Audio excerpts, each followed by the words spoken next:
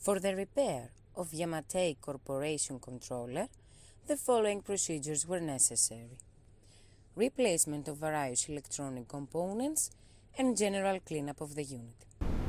For testing, we use 110-volt AC power supply, 4 to 20 mA input signal, and 2 LEDs.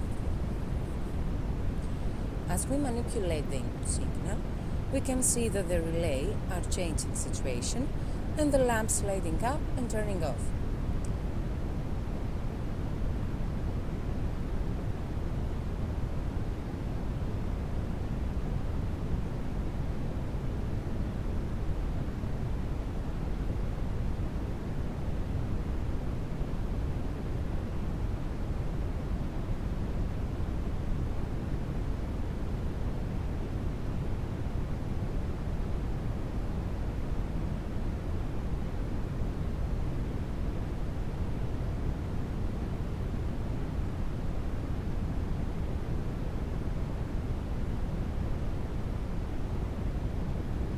No further testing is possible due to lack of additional units.